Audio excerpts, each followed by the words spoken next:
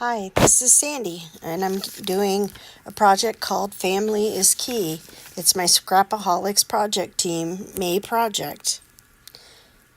This right here, I'm putting white acrylic gesso on a 10 by 10 canvas.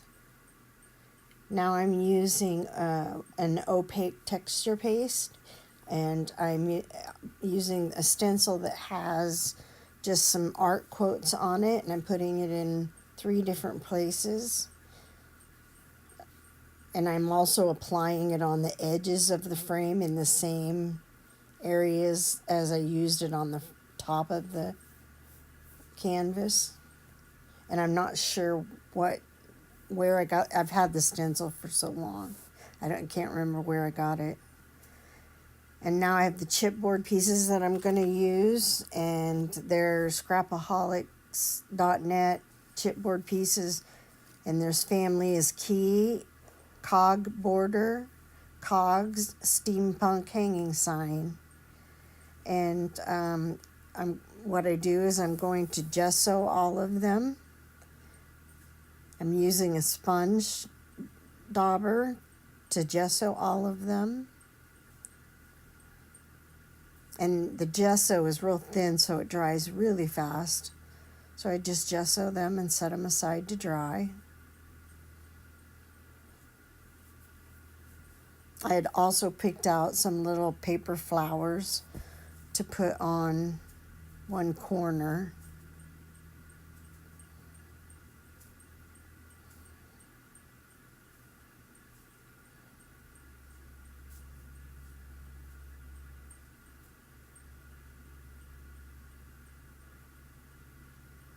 And I barely have to use the dryer on these because they dried so fast.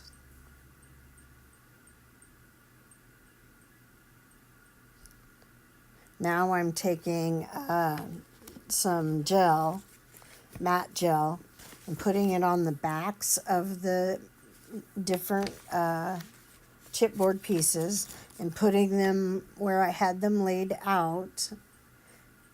And you use it generously, so make sure you have it on,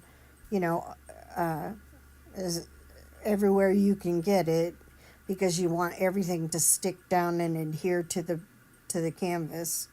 Then once you push it down everywhere, take another brush and come back and brush off any gel that has come out from underneath of it. Brush it all clean so that it's all smoothed out.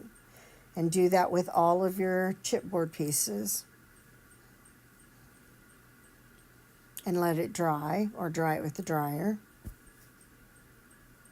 Now you're going to apply the paper poppies, and you're going to use the texture paste to apply those. And there's 1 large one, 2 mediums, and 2 small. And it doesn't matter if they don't match because you're going to use gesso over them anyway.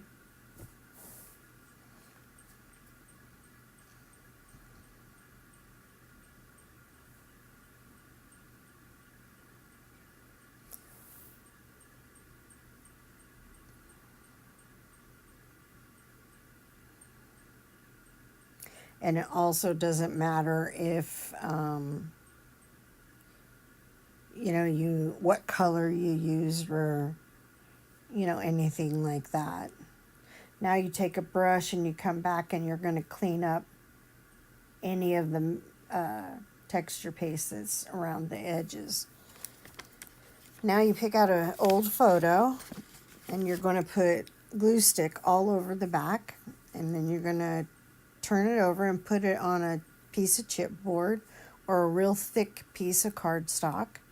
Use a brayer to press it down. Make sure it's down all the way smooth.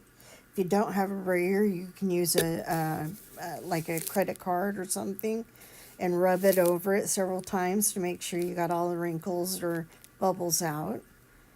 And then take a pencil or place the frame over where you want the picture to be, and take a pencil and draw around the outside edge of the oval circle. That made sense, huh? And then you're going to cut inside the oval where you drew. if you cut outside of that, it'll be slightly too big. If you cut inside of where you drew, just inside of the line, it should be just right.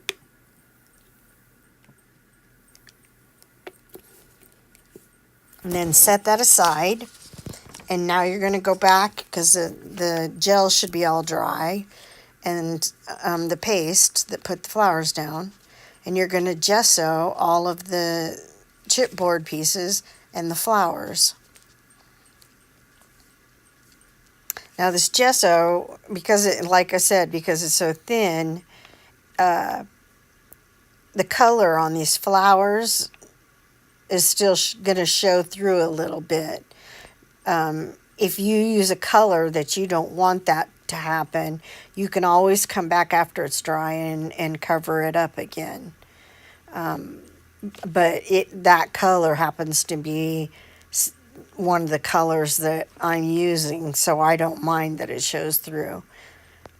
But you can do that if you prefer. Now, once everything is all gessoed, you go ahead and dry it or let it dry. Now I'm going to take my art journal and put it under the canvas, so when I spray it, the extra goes onto my art journal, so I can have it for a page or another project. And I'm spraying the inks in a random order. They're distress inks, and they're basically like, I'm trying to do vintage type looking colors. And I use like a linen color, turquoise color, a brown color, 2 browns, and a green color. And I didn't want to thin them too much with water, because I like that really dark look. And now unscrewed the lid, and I'm taking the wand and just letting drips drip, wherever. And then I'm letting it dry. And I'm also doing the same exact things on the frame. Now I'm going to take the oxide ink sprays once it's dry, and I'm going to come in with some browns, some turquoise, yellow, and like a grayish green, and orange, and I'm going to spray over just over the gears, spray over the center words, and that's it. And I'm spraying a teeny bit of water, only to make it spread out a little bit, and then I'm going to let it dry and get that oxidated look. And then that way I have the contrasting thinness of the distress inks, and then the gears have a thicker, more oxidized look. Now I'm going to come back in with the oxidized inks, and I'm going to drip them everywhere, so it will have drips over the distress inks, and it really makes them pop out and show. And it's a very nice contrast.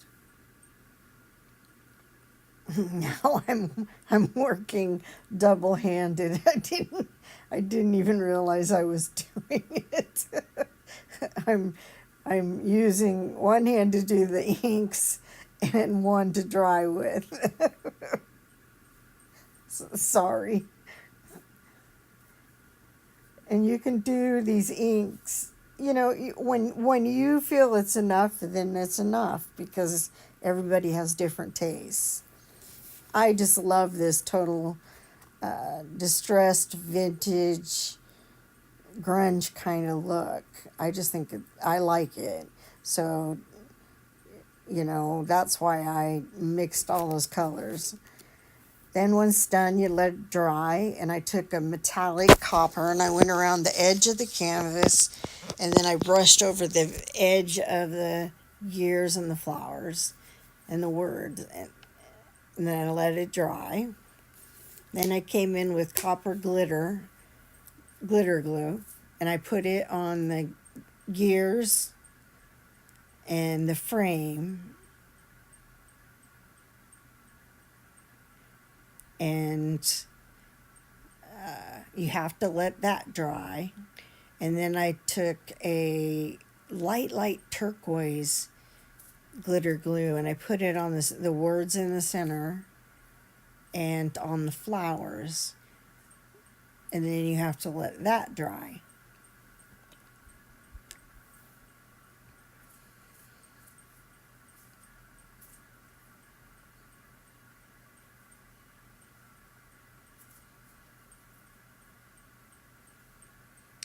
And before you can do the final step, you got to make sure all the glitter is dry.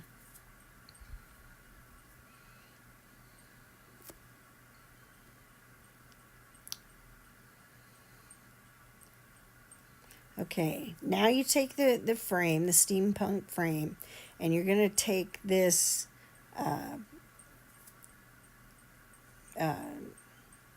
diamond glaze, and you're going to go around the oval of the frame, but just do the frame. Don't do the whole thing, the whole gear thing and everything. Just where the photo's going to touch. And you leave the photo face up, put the frame over it, and go right down on it and press it down. And you can slide it around a little bit till you get it to where it fits perfectly. And press it down, and then you're going to take the glaze and go around the edge, the inside edge, until it's all the way around. And then you're going to put some in the little holes where the photo is behind it, and then you put several drips and use your finger. You notice I looked at my finger to see if my finger was clean. I had gold paint on my finger, but I guess that doesn't count. And then you just smooth it all out till it's even, and you let it dry. And now I'm putting the glaze on everything that has glitter on it. I'm putting the glaze. And I also put the glaze, here in the corner, I'm using the glaze. That's the left corner where the frame is going to go. And you have to make sure that before it even starts drying, that you get that frame on there. Because that's what holds the frame down. And that gear that was towards the center, you won't even see that. So I just used an old piece that I had from another project, because I knew it wasn't going to show. And once I had it all pressed down, I laid something on it to help hold it down while it dried. And then I finished using the glaze on the other pieces while it dried. And then once it was dry enough, I used the glaze and finished up the pieces around the frame and stuff. Now I'm taking flat back pearls and I'm placing them on the gears and in front of the flowers. I also put the glaze in drops on the canvas. Then I put glaze around the top and the bottom of the words and the gears. And then I took micro beads and I placed them in the glaze, and you pour them on and then tap them off into your dish. And I'm pretty good at getting 3/4 of them into the dish. The other quarter usually ends up on my table. But I like the way they look, so I use them. And there's the final look. If you like this video, I hope that you hit the like button. And if you're going to come back, please subscribe. And I'll see you next time. Thanks. Bye.